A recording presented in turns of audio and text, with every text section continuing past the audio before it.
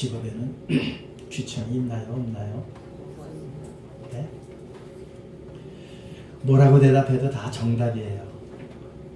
배운 것은 직업에는 귀천이 없다. 근데 우리 삶의 현실 속에는 귀천이 있다.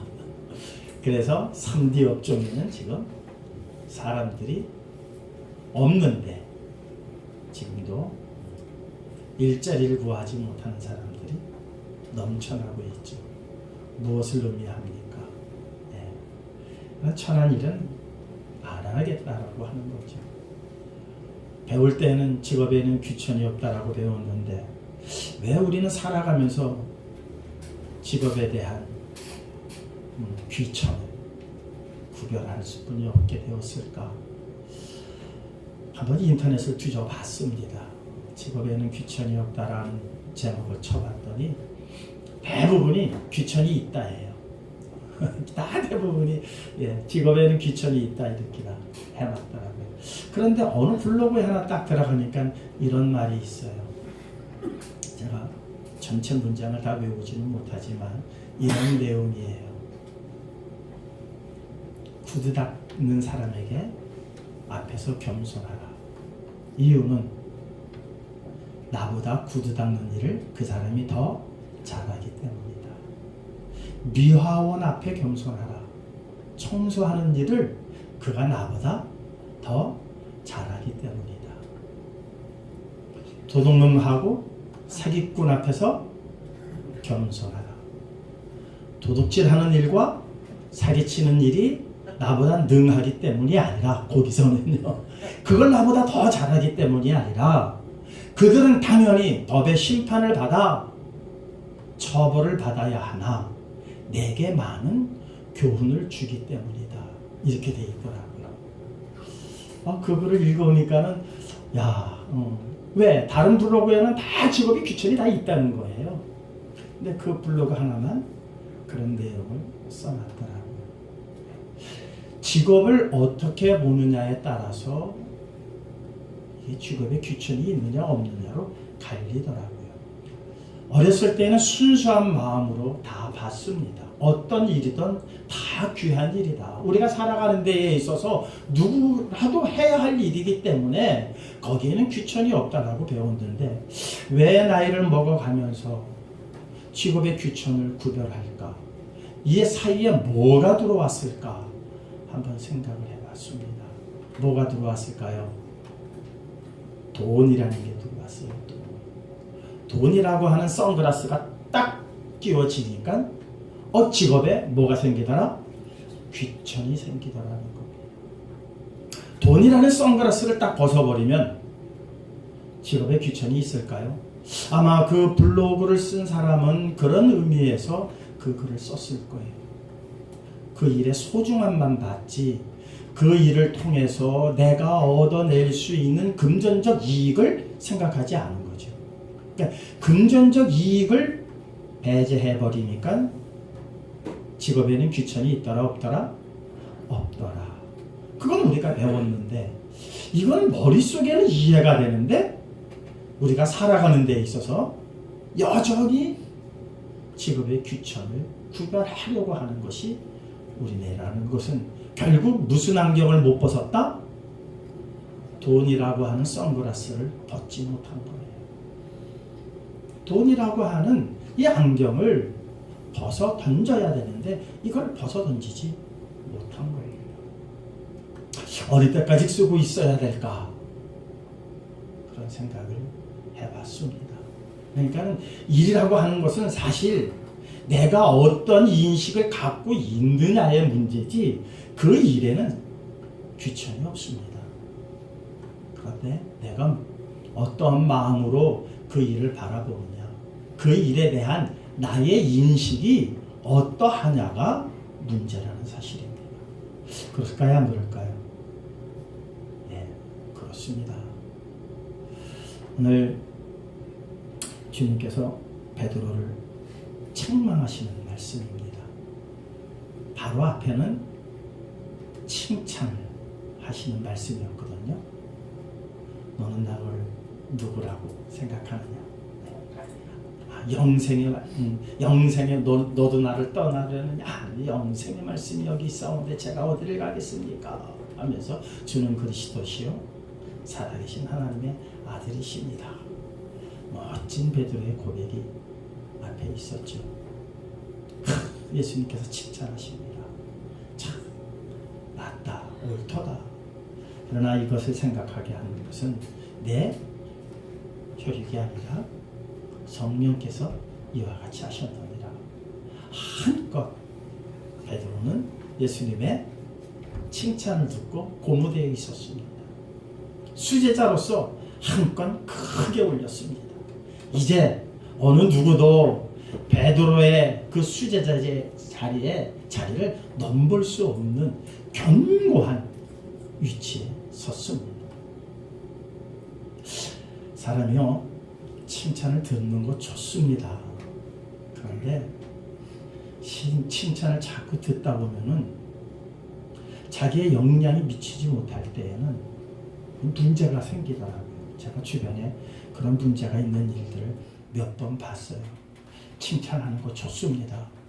예, 칭찬은 뭐 고래도 춤추게 한다고 그래요. 그런데 칭찬에 너무 젖어 있다 보면요, 뭐가 되냐면은 계속해서 칭찬을 받기 위해서 노력하는 것 가지고는 좋은데 자기 실력이 안 되면요 거짓말을 하게 돼요. 이런 일이 분명히 있습니다. 이게 현실적인 일입니다. 내가 할 수 있는 한계는 여기까지예요. 그런데 칭찬을 계속 듣다 보니까는 그 칭찬을 계속 유지하기 위해서 이 한계를 끌어올려야 되는데 실질적으로 실력의 한계라는 게 이렇게 올라가지나요? 안 되죠. 그러다 보면은 거짓말을 하게 됩니다. 실질적으로 얼마 전에 있었죠. 어느 여대생이 미국에 유학 가서 하버드 대생이라고 부모한테 계속 거짓말을 했습니다. 하버드에 졸업한 걸로 다 했습니다. 한국 나와서도 하버드에 나온 것처럼 행세했습니다. 근데 알고 보니까 아니더라는 겁니다. 실질적으로 하버드에 알아보니까 그런 사람이 없었다는 겁니다. 물론 실력은 어느 정도 됐습니다. 그러나 하버드에 아마 입학을 한 모양이었죠. 그러나 거기서 그 수재들과 함께 경쟁하기에는 아마 달렸던 모양이에요. 그러나 한국에서 부모들이 자기에게 그 기대했던 그 기대를 저버리지 못하고 거짓말을 하다 보니까 거짓말이 눈덩이처럼 커졌습니다. 수습할 수 없을 정도로 커졌습니다. 베드로가 한껏 고무되어 있었습니다. 이제 예수님께서 정말 앞으로 되어질 일에 대해서 말씀하셨습니다. 내가 고난을 받아서 십자가에 달려 죽어서 3일 후에 부활할 일에 대해서 이제 고난 받으실 일에 대해서 설명을 하니까 앞에 칭찬을 딱 듣고 한껏 고무되었던 베드로가 말합니다. 항변하여. 우리 개역 개정에는 그렇게 되어 있습니다만 다른 성경에는 간하여 이렇게 되어져 있습니다. 항변하여, 간하여. 실질적으로 원어에는 꾸짖어 이렇게 되어 있습니다. 누가 누구를 꾸짖어? 베드로가 예수님을 꾸짖는 걸로. 예, 원어로는 그렇게 되어 있습니다. 원어적으로. 근데 어떻게 보니까 한국어 성경에서 우리가 내용을 보니까 간하여, 항변하여. 베드로가 예수를 붙들고 항변하여 이르되 주여 그리하지 마옵소서. 이 일이 결코 주께 미치지 아니하리이다. 어떤 느낌이십니까, 성도님들? 여러분들 베드로의 심정이 이해가 되십니까? 여러분들이 그 자리에 있었다면 여러분들은 뭐라고 하시겠습니까? 제가 있었더라도 저도 그랬을 것 같아요. 앞에 진짜 칭찬을 잘 듣고 수제자라고 하는 자리를 견고히 굳혔습니다. 근데 주님께서 이제 고난을 받으실 일에 대해서 말씀하시니까 베드로가 자신 있게 말합니다. 그리하지 마시옵소서. 그런 일들은 절대 주님께 닥치지 않을 것입니다. 다시 말하자면 내가 막아드리겠습니다. 결사적으로 그 일이 생겨나지 않도록 철저하게 제가 계획을 세울 것이고, 혹여 그런 일이 일어난다면 내가 몸을 던져서 그 일을 막겠습니다.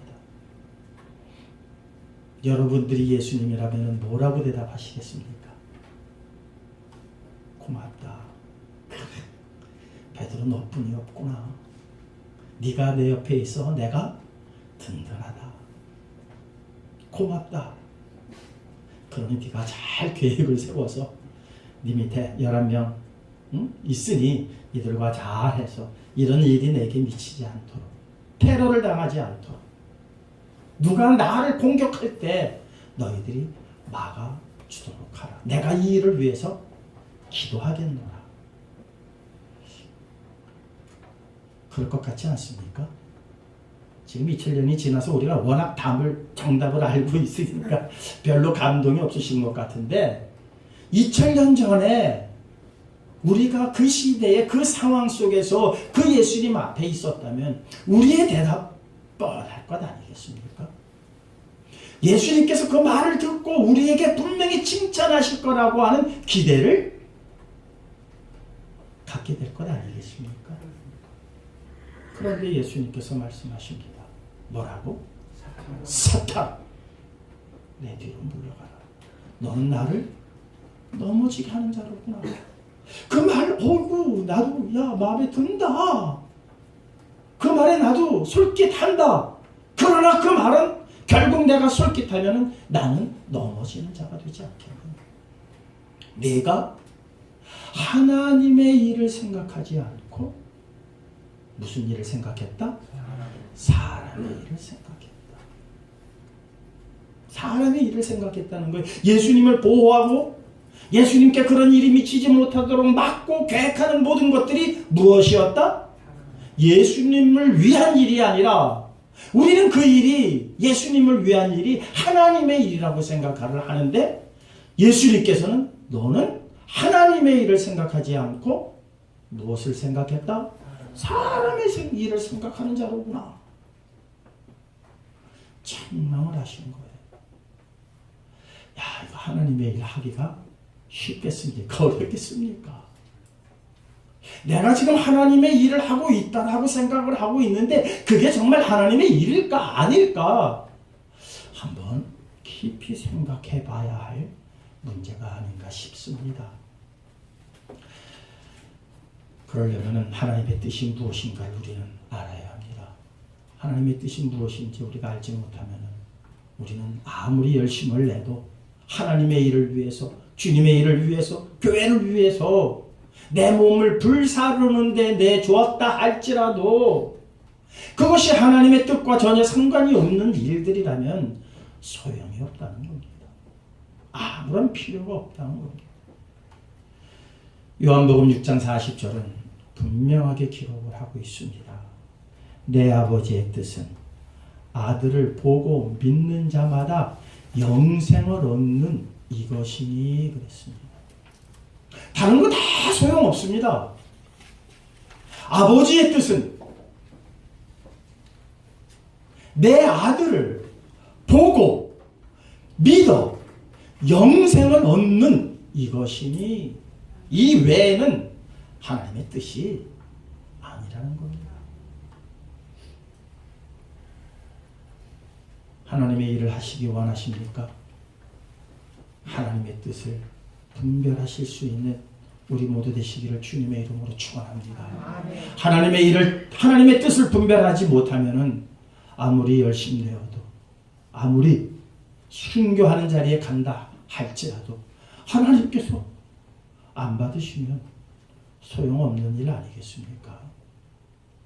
그래서 요한복음 6장 28절과 29절은 이렇게 기록하고 있습니다. 우리 함께 읽도록 하겠습니다. 요한복음 6장 28절에서 29절입니다. 함께 읽겠습니다. 그들이 묻되 우리가 어떻게 하여야 하나님을 하오리까? 예수께서 대답하여 이르시되 하나님께서 보내신 이를 믿는 것이 하나님의 일이라 하시니. 하나님께서 보내신 일을 믿는 것이 하나님의 일이라고 그랬어요. 그러니까 다른 거는요 다 부차적인 거예요. 하나님께서 보내신 일을 믿지 아니하면은요 아무리 열심히 내어도 소용이 없다는 거예요. 그렇습니까? 안 그렇습니까? 이 일이 가장 소중하다는 거예요. 뭐가? 하나님께서 보내신 일을 믿는 게 가장 우선이라는 거예요. 이것이 빠진 것들은요 어떤 열심이라 할지라도 아무런 소용이 없어요. 예수 그리스도께서 이 땅에 오신 이유는 딱 하나예요. 십자가를 지시기 위해서 오셨어요. 그런데 그 일을 막으려고 하니 이게 누구의 일입니까? 사탄의 일이죠. 사탄은요 예수님이 십자가에 달려 돌아가시는 것을 원하지 않아요. 왜? 그 일이 구원의 완성으로 가는 일이기 때문에. 그 일을 막는다면 절대로 하나님의 일이 이루어질 수 없어요. 근데 그걸 누가 막으려고 했어요? 베드로가 막으려고 한 거예요. 베드로가 막으려고 한 거예요. 그러니 여지없이 주님께서는 사탄아 내 뒤로 물러가라. 어찌 너는 하나님의 일을 생각하지 않고 사람의 일만 생각하는 자가 되었느냐. 베드로가 얼마나 낙심했겠습니까? 베드로가 얼마나 실망했겠습니까? 베드로가 받은 충격은 어마어마했을 겁니다. 수제자의 자리, 이제는 누구도 넘볼 수 없는 자리라고 생각했는데 그 자리가 그냥 흔들려 버렸습니다. 사탄이라고 하는 소리를 들었을 때 받을 충격은요 어마어마합니다. 그렇지 않을까요? 저도 그런 생각을 해봤습니다. 예수님께서 나보고 사탄아 그러면 어떻게 될까? 아마 헤어나지 못. 베드로는 아마 이 시간 이후로는 상당한 고민거리에 빠졌을 겁니다. 아마 그의 마음의 요즘 말로 하면 우울증에 걸렸을 거예요. 이것보다 더 큰 충격이 없어요. 그런데 예수님께서는 베드로, 사랑하는 베드로에게 이 충격을 주지 않고는 뭐를 벗길 수가 없기 때문에 사람의 일, 아까 예배 서두에 말씀드렸던 것처럼 돈이라고 하는 안경, 이 선글라스를 벗겨낼 수가 없기 때문에 가장 큰 충격요법을 썼습니다. 베드로는 정말 휘청했을 겁니다. 그리고 요한복음은 말씀하고 있습니다. 제자들이 하나님의 일이 도대체 뭔지 모르겠습니다. 주님께서 말씀하십니다. 보내신 일을 믿는 것이 하나님의 일이다. 그러시면서 말씀하시기를 로마서 8장 5절에서 9절까지입니다. 우리 함께 읽도록 하겠습니다. 육신을 따르는 자는 육신의 일을, 영을 따르는 자는 영의 일을 생각하나니 육신의 생각은 사망이요 영의 생각은 생명과 평안이니라. 육신의 생각은 하나님과 원수가 되나니 이는 하나님의 법에 굴복하지 아니할 뿐 아니라 할 수도 없습니다. 육신에 있는 자들은 하나님을 기쁘시게 할 수 없느니라. 만일 너희 속에 하나님의 영이 거하시면 너희가 육신에 있지 아니하고 영에 있나니 누구든지 그리스도의 영이 없으면 그리스도의 사람이 아니라. 사람의 생각은 사망이요 영의 생각은 생명이라고 로마서는 우리에게 일러주고 있습니다. 육신에 거하는 자는 하나님을 기쁘시게 할 수도 없다. 그리고 하나님과 원수가 된다. 사랑하는 성도 여러분, 로마서는 사도 바울의 저서입니다. 사도 바울은요 다른 제자들보다도 수없는 고통을 받은 사람입니다. 잘 살 수도 있었습니다. 사회적으로 성공할 수도 있었습니다. 많은 사람들에게 존경받을 수 있는 신분과 여건, 출생의 모든 것이 완벽했던 사람입니다. 그런데 예수 그리스도를 만난 이후로부터 그의 삶은 꼬이기 시작을 했습니다. 왜? 사람의 생각을 버려야 하니까. 사람의 생각은 사망인 걸 알았던 겁니다. 영의 생각에 들어가야 되는데 영의 생각을 하려니 그의 삶이 꼬이지 않을래야 꼬이지 않을 수 없었습니다. 그 꼬이는 모든 삶을 그 삶의 전체를 그는 가감없이 우리들에게 다 보여줬습니다. 그러면서 우리에게 말씀하고 있습니다. 우리에게 일깨워주고 있습니다. 사람의 생각은 하나님과 원수가 될 뿐이다. 사람의 생각은 사망으로 치닫는 것뿐이다. 사람의 생각을 하지 마라. 너희들은 영의 생각을 해야 되는데, 영에 속한 자가 되어야 되는데, 그리스도의 영을 받지 않으면 그리스도의 사람이라고 할 수 없고 하나님의 일을 할 수도 없다. 이게 사도 바울이 우리에게 주는 그러한 고백이었습니다. 고린도전서는요 이렇게 말하고 있습니다. 1장 18절입니다. 함께 읽겠습니다. 십자가의 도가 멸망하는 자들에게는 미련한 것이요 구원을 받는 우리에게는 하나님의 능력이라 그랬습니다. 십자가의 도, 십자가의 길, 십자가로 얻어지는 육신으로서는 알 수 없는 그 하나님의 놀라운 능력, 그것이 십자가라는 것에 함축이 되어져 있는데 우리가 보기에는 미련한 것이라는 거예요. 왜 저렇게 미련해? 육신의 눈으로 바라보면 미련할 수뿐이 없는 게 바로 십자가입니다. 그러나 구원을 받는 우리에게는 하나님의 무엇이라? 능력이라. 사랑하는 성도 여러분, 그냥 이 십자가를 말하는 게 아닙니다. 이 십자가가 거칠고 제가 일부러 거칠게 만들어 놨습니다만은 사람들이 만들고 싶은 십자가는 다 아름다운 십자가입니다. 그래서 뭘로 만듭니까?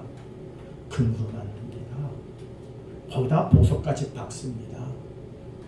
왜 십자가가 이렇게 자꾸 아름다운 것으로 사람들은 바꾸려고 할까? 그래서 십자가를 세워놓는데도 아주 가장 좋은 재료를 사용하려고 하는 이유가 뭘까?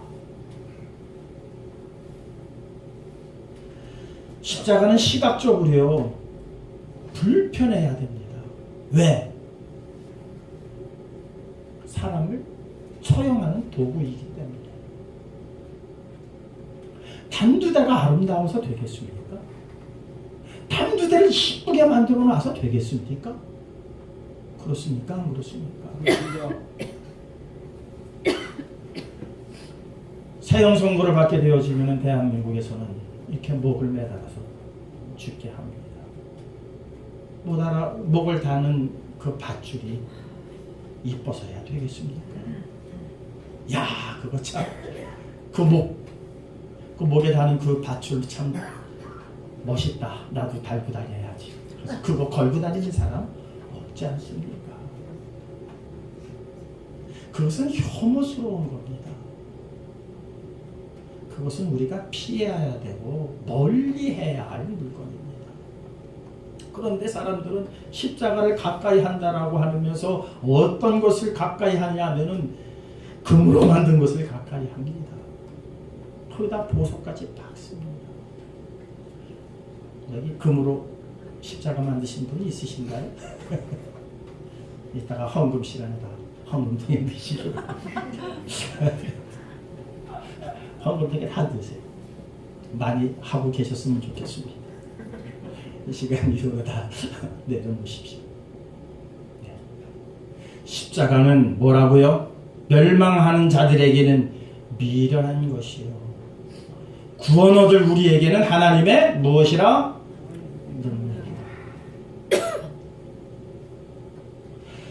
하나님의 생각과 사람의 생각은 이렇게 다를 수는 없습니다.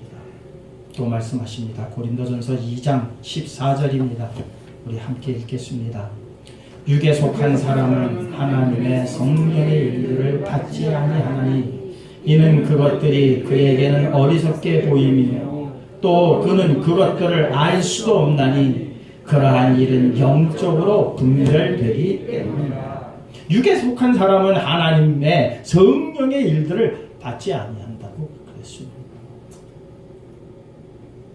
그러니까 성령의 그 일들이 일어날 때에 그냥 보편적으로 맞아, 성령의 일은 이렇게 일어나야 돼 라고 모두가 인정할 만한 일들은 성령의 일이 아니라는 겁니다.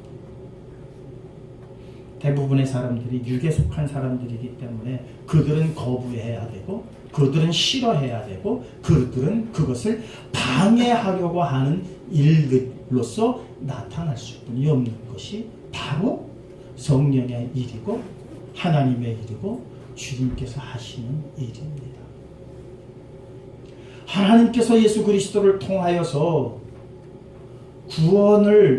구원의 문을 여시기 위하여 십자가라는 것을 준비하셨을 때에 베드로는 하나님의 일을 생각하지 않고 사람의 생각을 함으로 인하여서 우리 선생님에게 그런 일이 있으면 안 되잖아. 내가 수제자인데 그것이 아무리 주변 사람들에게 공감을 얻을 만한 일이고 많은 사람들에게 감동을 줄 만한 일이라 할지라도 육에 속한 사람들이 감동하고 육에 속한 사람들이 공감하고 육에 속한 사람들이 인정하는 것들이라면 하나님의 일이 될 수 없다는 겁니다. 기준 자체가 그렇다는 겁니다. 로마서의 말씀을 통해서든지 고린도전서에 기록되어져 있는 말씀을 통해서 우리가 분명히 확인할 수 있는 것은 영에 속한 자들만이 인정하고 받아들일 수 있는 것이 하나님의 일이라는 겁니다. 혼동하지 마십시다. 그러니 이 믿음의 길로 나아간다는 것이 얼마나 힘들고 어려운 일인지 모릅니다. 우리 또 한번 보시겠습니다. 빌립보서 3장 18절에서 19절 말씀입니다. 함께 읽도록 하겠습니다. 육에 속한 사람은 내가 여러 번 너희에게 말하였거니와 이제도 눈물을 흘리며 말하노니 여러 사람들이 그리스도의 십자가의 원수로 생각하느니라. 그들의 마침은 멸망이요 그들의 씨는 배요 그 영광은 그들의 부끄러움에 있고 땅의 일을 생각하는 자다. 땅의 일을 생각하는 자들을 보니까는 그들의 마침은 멸망이라고 그랬습니다. 그들의 씨는 배요 먹고 배부름에 있다는 겁니다. 내가 편하면 된다는 겁니다.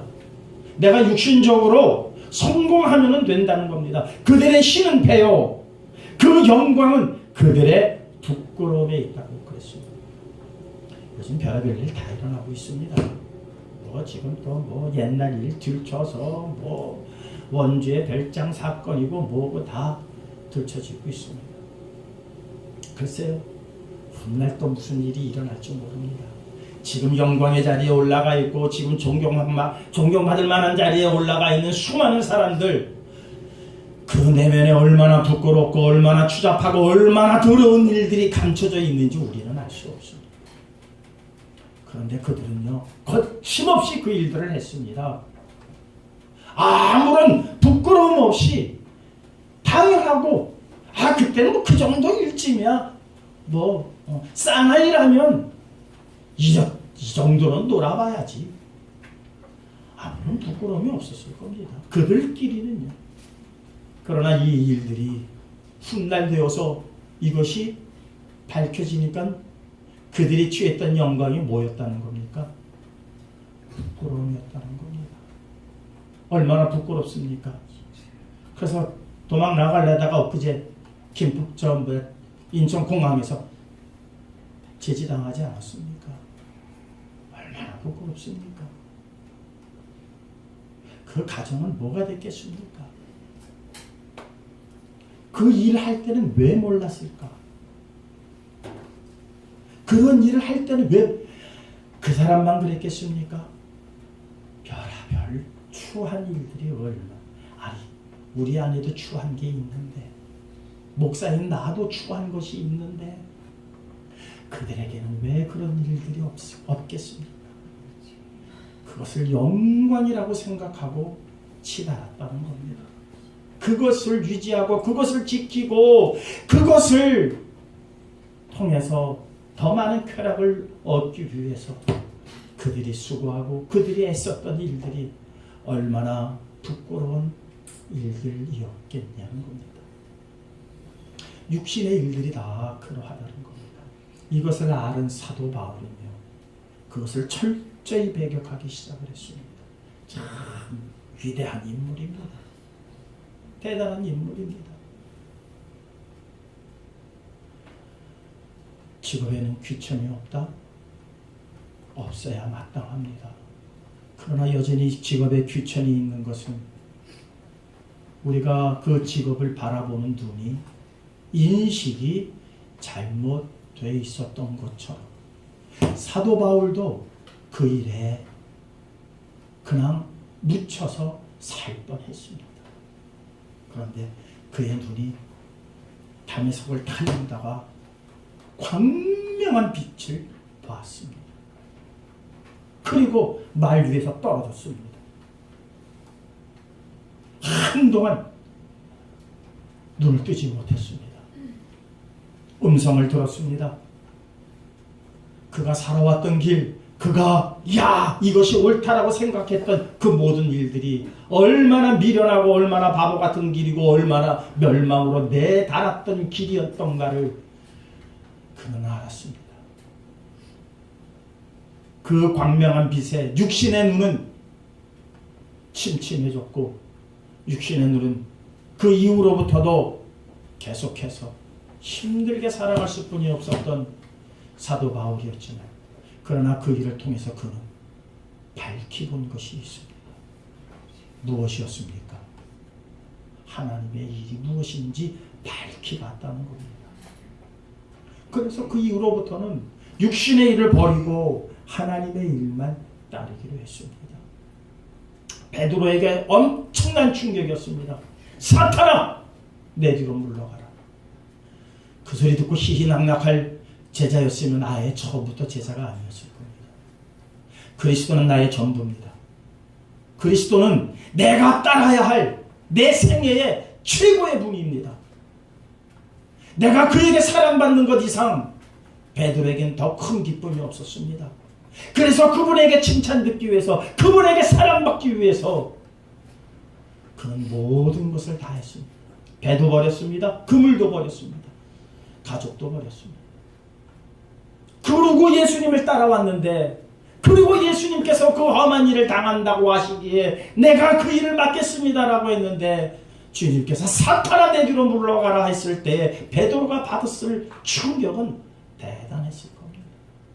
그러나 그 충격을 통해서 그는 무엇을 받습니까? 내가 이렇게 열심히 냈던 일들이 결국 내 욕심이었구나. 나 편하자고 그랬던 거구나. 내가 정말 하나님의 일을 생각하지 못한 미련한 인생이었구나. 베드로가 그걸 느끼지 않았겠습니까? 물론 그 이후로도 넘어지고 그 이후로도 그는 주님을 배반하는 일에까지 갔습니다. 엄청난 충격을 받고 결국 빌라도 법정 밖에서 그는 대성통곡을 했습니다. 그리고도 정신 못 차리고 고기나 잡으러 가자라고 갔습니다. 그러나 갈릴리 바다에서 다시 주님을 만났을 때 주님은 묻습니다. 네가 나를 사랑하느냐?